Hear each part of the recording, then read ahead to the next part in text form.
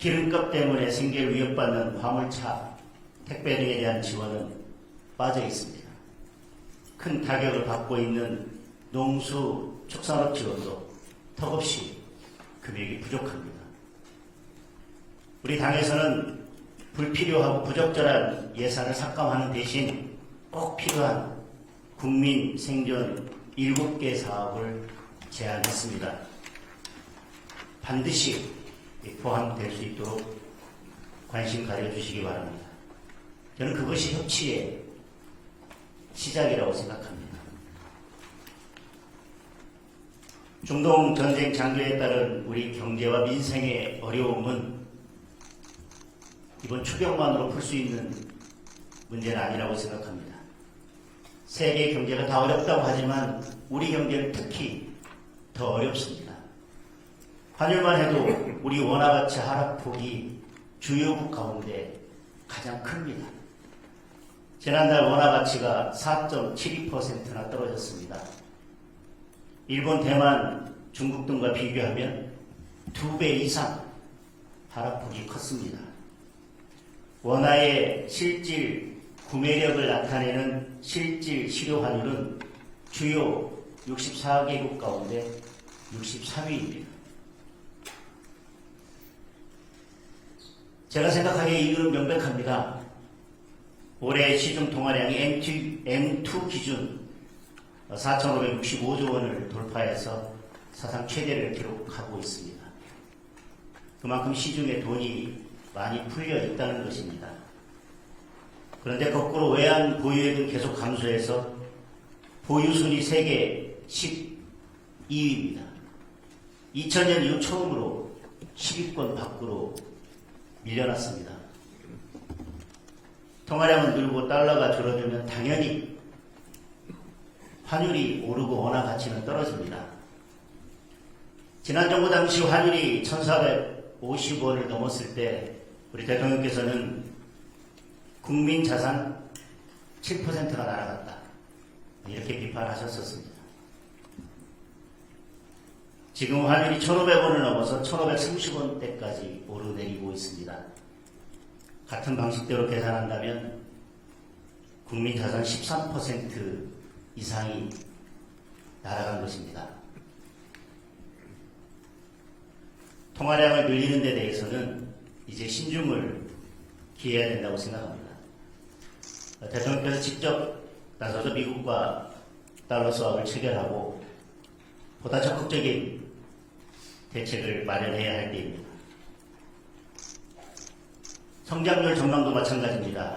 얼마 전에 나온 OECD 자료를 보면 일본과 중국 등의 성장률 전망치는 기존 수치를 유지하고 있지만 유독 우리나라만 2.1%에서 1.7%로 낮춰졌습니다. 당장 산업 현장에서는 유가 폭등과 원자재 품귀로 기업들이 큰 어려움을 겪고 있습니다. 며칠 전 제가 아는 제조업 기업 대표는 이대로라면 한 달 안에 문을 닫아야 될 수도 있다라고 한숨을 쉬셨습니다. 우리 경기가 반도체 경기 때문에 버티고 있긴 하지만 건설을 비롯한 대부분의 산업들이 거의 바닥을 치고 있습니다. 특히 나프타 관련 공장들이 줄줄이 가동을 멈추고 있어서 비닐, 플라스틱 같은 생활에 필수적인 제품들이 공급난을 겪고 있습니다. 이미 현장에서는 포장용기 가격이 40% 이상 급등했습니다. 배달이 많은 식당, 카페나 동네 슈퍼들은 포장용기나 비닐을 구하기도 힘든 상황입니다. 그러다 보니 물가 전망은 더 암울합니다. OECD 우리 물가 상승률 전망을 2.7%로 기존보다 0.9% 높였습니다. 골드만삭스는 3%를 넘길 수도 있다는 더 심각한 경고를 내놨습니다. 당장 1분기 서비스 물가 지수가 작년 동기 대비 2.4%나 올랐고 3월 소비자 물가 지수는 2.2%나 올랐습니다. 지난 총선 때 대통령께서 대파 가격 올랐다고 비판을 하셨었습니다. 지금은 쌀값, 고기값, 과일값 안 오른 것이 없습니다. 그 와중에 대출 금리도 올라서 서민들을 더 힘들게 하고 있습니다.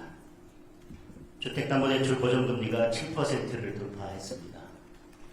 시중은행 평균 금리도 5년 전 2.8%에서 4.6%로 1.8%나 올랐습니다.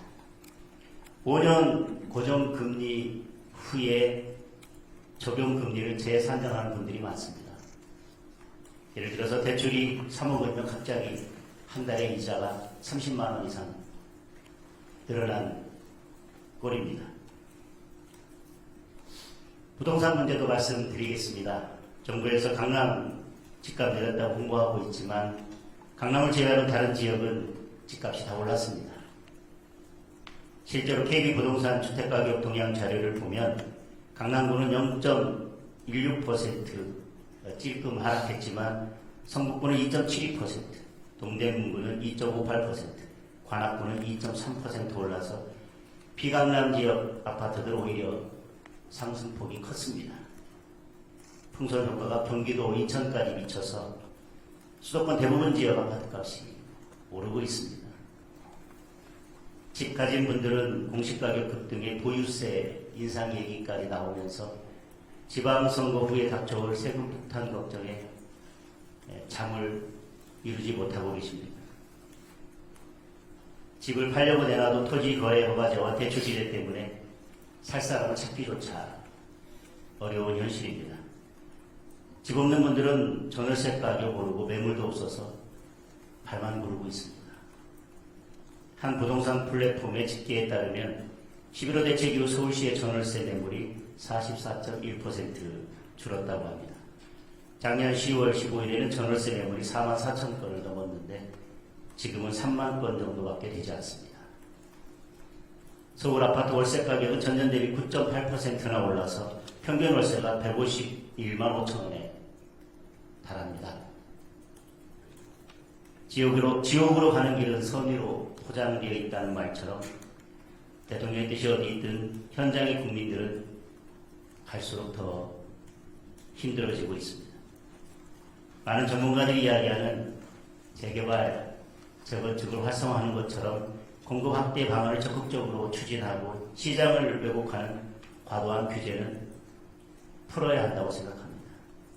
이렇게 국민의 삶이 큰 어려움에 빠져 있는 만큼 지금은 정치의 모든 역량을 민생에 집중해야 할 때라고 생각합니다.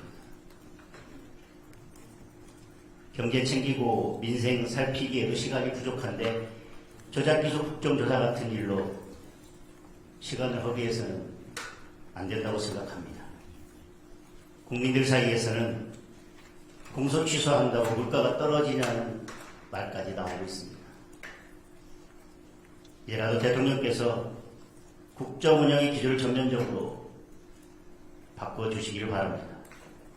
진짜 국민의 삶이 어떤지 챙겨보시고 야당의 목소리에도 더 귀를 기울여 주시기 바랍니다. 오늘 아침 뉴스를 보니 미국 트럼프 대통령에게는 한국도 안 도왔다고 비난을 받았습니다. 그런데 북한 김정은에게는 솔직하고 대범하다고 칭찬을 받으셨습니다. 지금 외교 안보 노선이 맞는지도 한번 진지하게 고민해 주셨으면 좋겠습니다. 대통령께서 국정운영의 기조를 바꾸고 나라와 국민을 위해 올바른 정책을 추진하신다면 야당도 얼마든지 협력하고 힘을 보탤 것입니다. 오늘 모든 문제를 다 풀 수는 없겠지만 작은 변화라도 만들어내서 힘든 국민들께 희망과 용기를 드렸으면 좋겠습니다. 다소 불편한 말씀을 길게 드렸지만 들어주셔서 감사합니다. 재미있게 보셨다면 구독, 좋아요, 알림 설정까지 꼭 눌러주세요.